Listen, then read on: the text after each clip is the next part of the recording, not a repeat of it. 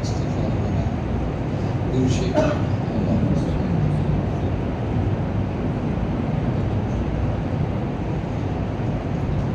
اللہ سبحانہ وتعالی نے ہمیں اپنی عبادت کے لیے، اطاعت کے لیے قرآن کریم دیا ہے۔ قرآن کریم کا خلاصہ حضرت مولانا احمد لاہوری رحمۃ اللہ علیہ بہت بڑے مفسر ہیں، وہ فرماتے ہیں ایک میرا پیر ایک قدم پلیٹ فارم پر ہو اور دوسرا ٹرین پر ہو، اور کوئی مجھے پوچھے کہ قرآن کریم کا خلاصہ کیا ہے تو میں اس کو 2 منٹ دوسرا قدم ٹرین میں اٹھاؤ اس سے پہلے میں اس کا خلاصہ بیان کر سکتا ہوں۔ وہ یہ ہے کہ اللہ پاک کو راضی کرو عبادت کے ذریعے، محمد الرسول اللہ صلی اللہ علیہ وسلم کو راضی کرو اطاعت کے راستے سے، اور خلق خدا مخلوق کو راضی کرو خدمت کے راستے سے۔ تو یہی پورے قرآن کا خلاصہ ہے، اللہ کی عبادت کرنی ہے، اور عبادت میں نبی پاک صلی اللہ علیہ وسلم کے بتائے ہوئے طور و طریق کی اطاعت کرنی ہے۔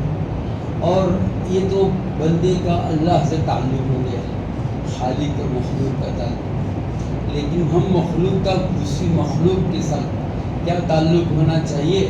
وہ قرآن نے کہا کہ ہمارے اندر خدمت کا جذبہ ہونا چاہیے۔ اللہ تعالی ہمیں زندگی بھر اس خلاصے پر عمل کرنے کی توفیق عطا فرمائے۔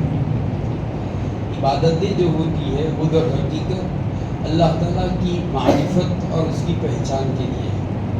اسی لیے مفسرین نے کہا وما خلقت الجن والانس الا لیعبدون، ہم نے جن و انس کو جو پیدا کیا ہے وہ عبادت کے لیے، یعنی اللہ کی معرفت کے لیے، اللہ کی پہچان کے لیے۔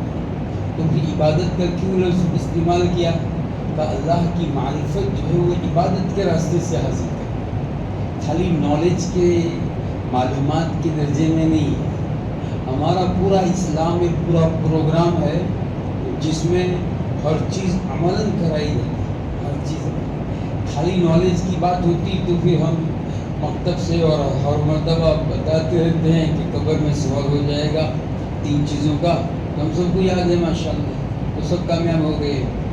نالج کے درجے میں عبادت کے راستے سے خدا کی ربوبیت، عبادت کے راستے سے ہمارے دل میں بیٹھ جانی چاہیے۔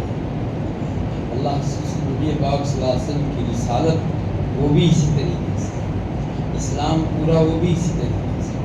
بہرحال میں کہتا کہ اللہ پاک نے ہمیں پیدا کیا ہے اپنی معرفت کے لیے، اور خدا کی معرفت جو ہے وہ ذات سے نہیں ہو سکتی، وہ تو ایمان بالغیب کا حکم ہے، یؤمن بالغیب، اور انشاءاللہ ہم سب کو اللہ پاک اپنا دیدار کرائے گا۔ یہاں رہتے ہوئے اللہ کی ذات کی پہچان نہیں ہو سکتی۔ لا تدرکوا الابصار وهو یدرک الابصار وهو اللطیف الخبیر، ساری نگاہیں مل کر، ساری دوربینیں لگا کر بھی اللہ پاک کو ہم نہیں دیکھ سکتے، بغیر دیکھی مولانا ہے یؤمن بالغیب۔ ہاں، اللہ تعالیٰ کی جو معرفت ہے وہ اس کی صفات سے ہے، اللہ رحیم ہے، اللہ کریم ہے، اللہ غفور رحیم ہے، اللہ عادل ہے، اللہ منتقم ہے، اللہ قاہر ہے، اللہ غالب ہے۔ یہ جو 99 نام ہے، 99 ہی نہیں بہت زیادہ نام ہے، وہ تو فضیلت کے لیے ہے کہ 99 نام یاد کرنے کی فضیلت یہ ہے کہ اللہ پاک جو ہے اسے جنت عطا فرماتے ہیں۔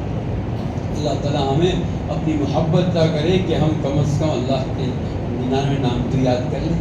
من احصاها دخل الجنہ، نبی کریم صلی اللہ علیہ وسلم کی ارشاد ہے جس نے اللہ کے 99 نام یاد کر لیے وہ جنت میں جائے گا۔ اللہ کا حق ہے، اس کا تو ہمیں نام یاد ہونا چاہیے۔ قرآن کریم کی شروع صفحات میں جو ہے عام طور پر چھپے ہوتے ہیں، روزانہ تلفظ صحیح کر کے امام صاحب سے یہ لفظ کیسے پڑھا جاتا ہے، برابر جو ہے اس کو چند دن تک اندر دیکھ پڑھتے رہے، پھر آٹومیٹک جو ہے اللہ پاک اپنی فطرت میں پیدا کرتا ہے کہ لاؤ میں اس کو یاد کروں۔ انشاءاللہ اللہ ہمیں یاد کرنے کی توفیق عطا فرمائے۔ تو اللہ تعالیٰ کی جو اسماء ہے، اللہ کی جو صفات ہے، اس صفات سے اللہ تعالیٰ کو جاننا ہے، اور اللہ تعالیٰ کی صفات تو بہت زیادہ ہے، لیکن صوفیاء نے تقسیم کیا ہے، دو صفتوں میں تمام صفات آ جاتی ہے۔ ایک صفت ہے اللہ کی صفت غضب، اللہ تعالیٰ کی صفت غضب میں دوسری بہت ساری صفات آ جاتی ہے، جیسے عادل ہونا، قاہر ہونا، جبار ہونا، قہار ہونا، منتقم ہونا۔ یہ سب صفات ایسی ہے کہ اس کا تعلق غضب سے، جس کے ساتھ غضب متعلق ہو گیا اس کا حساب ہو جائے گا، اس کے شدید العقاب ہو جانا۔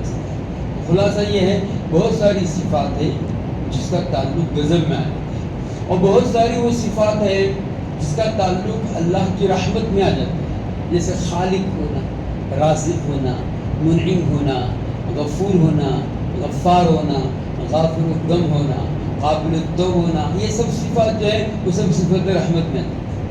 تو دو صفت کی معرفت آدمی عبادت کے راستے سے اگر اپنے اندر ہم اتار دیں، ہمارے اندر رگو پا میں پیوست ہو جائے، تو گویا ہم نے دنیا میں آنے کا جو مقصد تھا اللہ نے ہمارے سے وہ کروا دیا۔ دنیا سے جو چیز لے کر جانی تھی وہ گویا ہم نے لے لی۔ تو دو بات ہو گئی، ایک اللہ کی صفت غضب، دوسری اللہ کی صفت رحمت۔ اللہ کی صفت غضب جو ہے اس کا تقاضا ہے، وہ تقاضا ہے حاکمیت کا۔ میں آپ پر اگر غصے ہو جاؤں تو میں یہ کہوں گا بیٹھ جا، کام پکڑ لے، ادب ناک گھس، یہ کر وہ کر، ہے نا۔ تو غضب کا تقاضا ہے حاکمیت کا، مجھے حاکم مانو، مجھے احکم الحاکم مانو، تم اپنے آپ کو رعایا سمجھو، تم میرے غلام ہو، میں تمہارا آقا ہوں۔ تو اللہ کی صفت غضب کا تقاضا ہے حاکمیت کا۔ اللہ حاکم ہے، الا للہ الخلق والامر، ساری مخلوق اللہ کی ہے تو امر پھر اللہ کا چلے گا۔ خدا عامر ہے، ہم اس کے معمور ہیں۔ خدا جو ہے ہمارا مولا ہے، ہم اس کے غلام ہیں۔ خدا ہمارا حاکم، ہم اس کے محکوم ہیں۔ الیس اللہ باحکم الحاکمین، کیا اللہ تعالیٰ احکم الحاکمین نہیں ہیں؟ تو خلاصہ یہ ہے کہ اللہ کی صفت غضب کا تقاضا ہے حاکمیت کو ہم تسلیم کریں عبادت کی راہ سے۔ اس لیے اللہ پاک نے ہمیں اس سلسلے میں دو عبادتیں دی ہے، ایک نماز ہے اور دوسری زکوٰۃ ہے۔ اس لیے اس میں جو ہے پوری اللہ کی حاکمیت کا ظہور ہے، اور ہم اپنی پوری محکومیت کو پیش کر رہے ہیں۔ وہ اللہ تعالیٰ کہہ رہا ہے اے لوگو سراسر ظلم ہے، کفر ہے، نفاق ہے اس شخص کا فعل کہ خدا کا منادی بلائے آ جاؤ ناک رکھنے کے لیے، وہ نہ آئے۔ تو حاکمیت کی اظہار نماز میں ایسے مت آ جاؤ، ان کنتم جنبا فطہروا، ناپاک نہیں ہو سکتے، بے وضو نہیں ہو سکتے، اپنا چہرہ دھو ڈالو، اپنے ہاتھ پیر دھو ڈالو، اپنے آپ کو پاک صاف کرو، ہے نا۔ اور وضو کے ذریعے یہ سبق پڑھا گیا ہے، آدمی میں جو بڑائی ہوتی ہے، آدمی اپنے آپ کو جو بڑا سمجھتا ہے وہ دنیا کی سمجھتا ہے۔ قرآن اللہ فرماتا ہے ساری مستیاں جو انسان جو کرتا ہے اس وقت کرتا ہے جب اپنے آپ کو مالدار سمجھتا ہے۔ کلا ان الانسان لیطغی ان رآہ استغنی، کچھ نہیں، جب اپنے آپ کو غنی سمجھتا ہے تو ساری طغیانی پر اتر آتا ہے۔ اس لیے اللہ کہتا ہے میں تمہارا حاکم ہوں، تم محکوم ہو، میں تمہارا مولا ہوں، تم میرے غلام ہو، تمہیں اپنی دنیا پر بہت فخر ہے۔ ہاتھ دھو ڈالو دنیا سے، چہرہ دھو ڈالو دنیا سے، ہمارے سامنے آ جاؤ، کھڑے ہو جاؤ اور اپنے آپ کو پورا سرنڈر کرو، ہاتھ اٹھاؤ اور ہماری کریائی کا جو ہے اقرار کرو اور کہو اے اللہ میں پوری دنیا دل و جان میں جو پوچھے وہ سب کچھ میں نے پیچھے ڈال دیا۔ اب اگر کوئی بڑی ذات ہے اور جو کبریائی کی ہے تو اللہ تو ہی ہے۔ اللہ اکبر، اللہ تیرے سامنے ہاتھ میں باندھ دیے، قوموا للہ قانتین، سب تم میرے غلام ہو، چاہے تم بادشاہ ہو، کچھ بھی ہو، ایک ہی سب میں کھڑے ہو گئے محمود و ایاز۔ نہ کوئی بندہ رہا نہ بندہ نواز، کوئی کسی کا کوئی فرق نہیں، سب سیدھے لائن میں کھڑ جاؤ۔ اتنا ہی نہیں، اب ہمارے بڑائی کے گیت گاؤ، ہماری خوبیاں پیش کرو۔ سورہ فاتحہ میں اسی کا بیان۔ ثنا اسی لیے کہتے ہیں کہ ہم غلاموں کی طرح نگاہیں نیچی جھکا دو، ہے نا، اپنے دل کے اندر بھی دنیا کے خیالات میں جمع کرو۔ ہمارے سامنے کھڑے ہو گئے تو اب بس ختم ہو گئی بات، دنیا پیچھے کر دی، دنیا کو ایسا اپنے اندر تصورات میں دنیا سے باتیں مت کرو. حضور اکرم صلی اللہ علیہ وسلم فرمایا جو اگر ایسا ہی ہے تو اللہ قرآن کے کپڑے میں لپیٹ کر کے پھینک دے. چل تیری نماز کرنے لگا. میرے سامنے کھڑا ہوا تو پورا میرے سامنے پورا سینئر ہو گیا. تیرے دل و جان سے ہر تیری ہدا سے تیری غلامی ٹپکنی چاہیے. ادھر ادھر دہڑی پر ہاتھ نہیں کھڑنا چاہیے ہے نا. اور تم بالکل حکم للہ قانتی خاموش کھڑے ہو جاؤ. اتنا ہی نہیں اب تم میرے غلام ہو. میری غلامیت کا میری ربوبیت کا اقرار تمہیں جھک کر کرنا ہے. وارکعوا مع الراکعین جھک جاؤ میری عظمتوں کو بیان کرو. یہ کہو پروردگار تیرے اندر کوئی کمی نہیں. تو تیری ذات سبحان ہے. تو میرا پروردگار ہے. ساری عظمتیں تجھے سزاوار ہے. میری کوئی حیثیت نہیں ہے. رکوع پڑھ رہو. اللہ کے رسول صلی اللہ علیہ وسلم دیکھنا ایمان سے پہلے کھڑے مت ہو جانا ورنہ قریب ہے کہ تمہارا سر گدھے جیسا اللہ کرے. تو بہرحال میں کہتا ہوں کہ پوری نماز میں اللہ کی حاکمیت ہے اور اپنی ہم محکومیت کو پیش کرتے ہیں. اللہ فرماتا ہے ارے تم میرے غلام ہو. اب تمہیں ناک رگڑ کر کے بیقرار کرنا ہے میری علو مرتبت کا تو سیدھے ڈائریکٹ تم سجدے مت جاؤ. سیدھے کھڑے ہو جاؤ.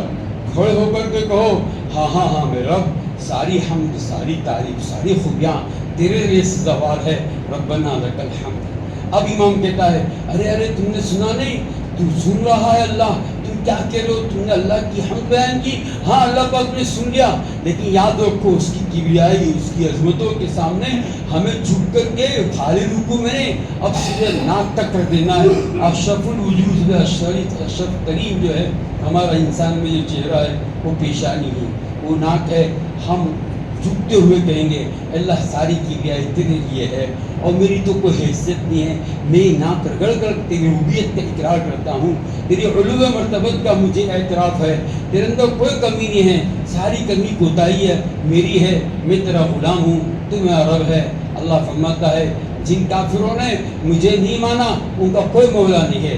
ذالک بأن الذین کفروا لا مولا لهم. اور جو بأن الذین آمنوا جو ایمان لائے ہیں ان کا مولا. ذالک بأن اللہ مولا الذین آمنوا وَأَنَّ الْكَافِرِينَ لَا مَوْلَىٰ لَهُمْ.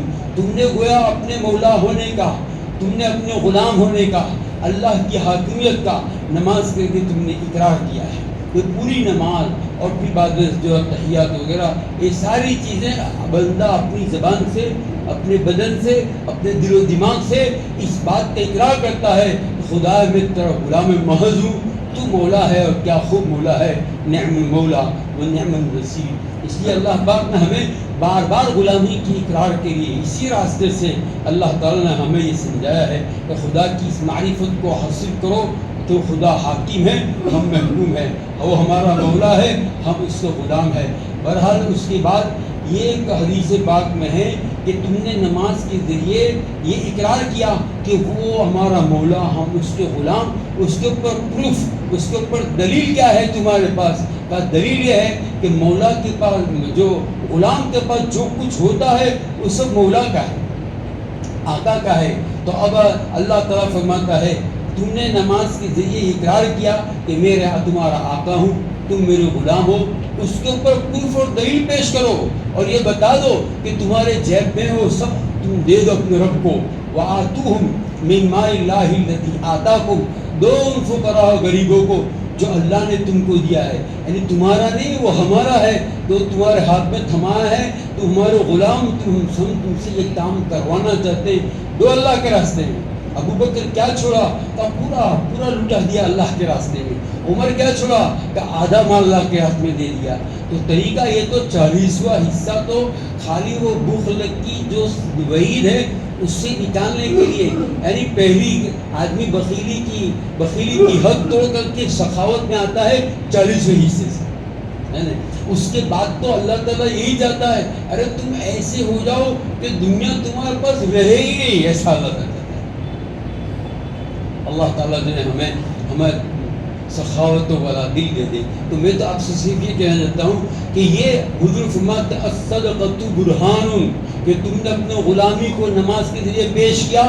تمہاری غلامی قبول کروانے کے لیے تم اپنا پروف اور اپنا آئی ڈی پیش کرو. وہ پیسے ہیں وہ مال ہے جو اللہ کے راستے میں لٹانے کا جو جذبہ ہے.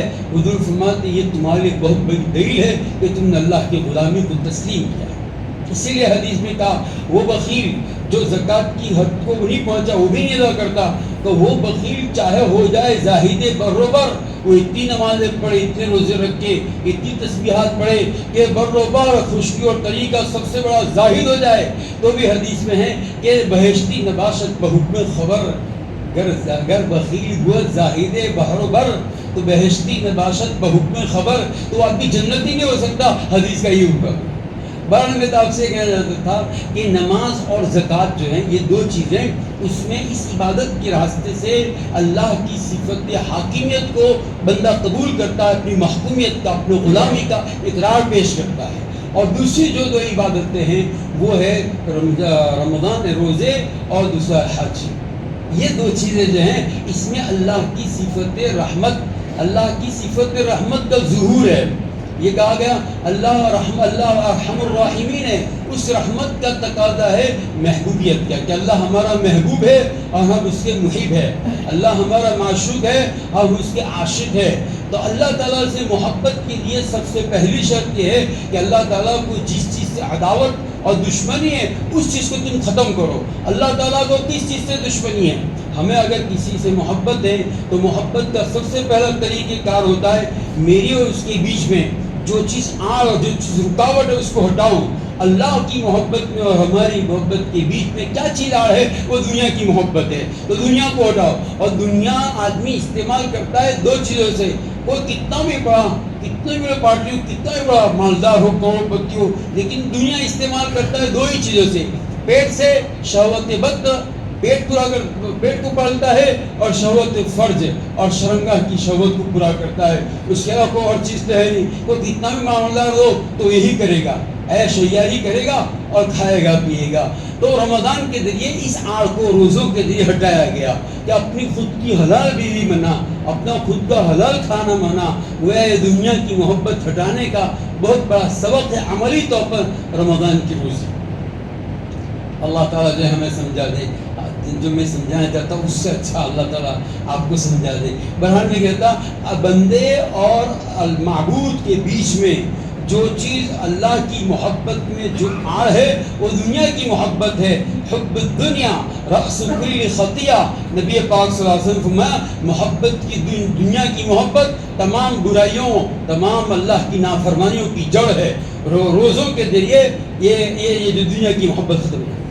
پھر اس کے بعد جو ہے اللہ تعالیٰ کی محبت اور ہمارے درمیان میں جو آڑ تھی روزوں کے ذریعے ہٹ گئی، تو اب پھر کیا راستہ ہے؟ محبت کے لیے محب جو ہے اپنے محبوب کی دیار کی طرف دوڑتا ہے کہ جب آڑ ختم ہو گئی تو اب دوڑو اپنے محبوب کے پاس۔ عاشق چاہتا ہے، اب عشق کی حقیقت یہ ہے کہ ہم معشوق کے گلے لگنا چاہتے ہیں، ہم ان کا مصافحہ کرنا چاہتے ہیں۔ تو گیا حج بیت اللہ پاک یہ فرماتا ہے کہ اگر کوئی مجھ سے عشق کرتا ہے، اگر کوئی مجھ سے محبت کرتا ہے تو دنیا چھوڑ دو، چنانچہ کفن لپیٹ لو، احرام کی شکل کفن کی ہے، کوئی رنگین کپڑا نہیں چاہیے، دنیا کی محبت کی دلی ہوگی، تمہاری چال بھی ایک ہونی چاہیے رمل کے ذریعے، یہ دنیا کی محبت کی بات ہوگی، تمہارا بول اور تمہارا لفظ جو ہے وہ بھی دنیا کی طرح نہیں ہونا چاہیے، سب کا بول ایک ہی ہونا چاہیے، لبیک اللہم لبیک، خدا میں حاضر ہوں، خدا میں حاضر ہوں، دنیا میں پوری چھوڑ کر کے آیا ہوں، تیری طرف میں دوڑے آ رہا ہوں۔ اب جو ہے بندہ اللہ کے گھر کو پہنچتا ہے۔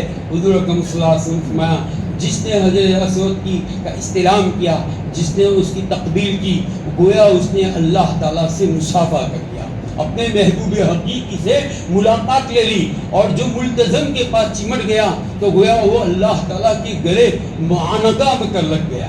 یہ ہمارا پورا دین غیب کے ساتھ تعلق تھا، یؤمن بالغیب، یہ ساری چیزیں مغیبات کی ہے، اور اس کو ظہور کل قیامت کے دن ہوگا کہ ملاقات اور جو ہے معانقہ اور اللہ سے عشق اور اس کے ساتھ محبت، تو آدمی اس میں گھنا ہو جاتا ہے، گھومتا ہے، چکر لگاتا ہے اور بے بس ہو جاتا ہے، میرا محبوب کہاں ہے، نظر نہیں آتا۔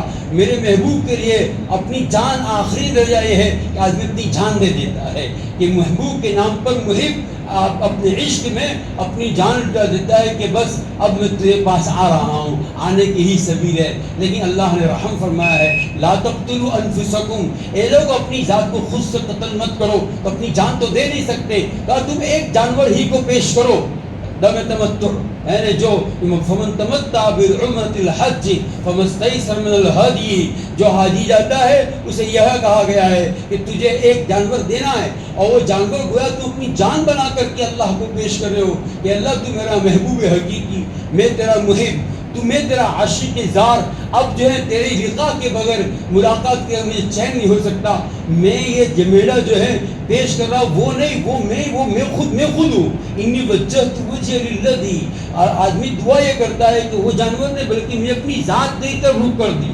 میں یہ کہتا ہوں اللہ اس کا خون میرا خون ہے، اس کا چمڑا میرا چمڑا ہے، اس کے بال میرے بال ہے، وہ کیا گرا بلکہ میں گرا ہے، ان صلاتی و نسکی و محیایا و مماتی للہ رب العالمین، وہ ذبح کر کے اپنی جان اللہ کو دے دیتا ہے، جان دی اسی کی تھی، حق تو یہ ہے کہ حق ادا نہ ہوا۔ تو میرے عزیزو، یہ جو عبادات ہے جو میں نے آپ کو سمجھائی، یہ عبادات پہلی دو جو ہے اس میں اللہ کی حاکمیت کو، اور دوسری جو عبادت ہے اس میں اللہ تعالیٰ کی محبوبیت کو آدمی اپنے عمل کے ذریعے عبادت کے راستے سے جو ہے اس کو اپناتا ہے۔ اللہ تعالیٰ ہمیں تمام عبادتوں میں کیفیت نصیب فرمائے، اس کی حقیقت نصیب فرمائے۔ وَاعْبُدْ رَبَّكَ حَتَّى يَأْتِيَكَ الْيَقِينُ، جب تک زندہ رہے وہاں تک اسی کو کرتے رہنا ہے، ہمہ وقت نمازیں، ہمہ وقت زکاتیں، ہمہ وقت جو ہیں حج ہیں، اللہ جہاں جس عبادت میں اللہ ہم کو لگائے ہم اسی لیے ہے کہ ہاں تو نے ہم کو پیدا ہی سے لے کے آیا، ہم اسی لیے آئے ہیں کہ تیری عبادت کریں۔ اللہ تعالیٰ ہماری ہر چھوٹی بڑی عبادت کو قبول فرمائے۔ جن حضرات کے اوپر حج فرض ہیں وہ جو ہے اپنے آپ کو پیچھے نہ کریں، جلد اللہ کی محبت کا ظہور اپنے اندر ہونا چاہیے، توب اور بے چینی ہونی چاہیے، دوڑنا چاہیے۔ اللہ نے جب دے دیا ہے مال تو اب فرض ہو گیا ہے، وہ کبھی ساقط نہیں ہوتا ہے، وقت ہو گیا ہے۔ اللہ تعالیٰ جو ہے کئی باتوں پر ہمیں عمل کرنے کی توفیق عطا فرمائے۔ وآخر دعوانا الحمد للہ رب العالمین۔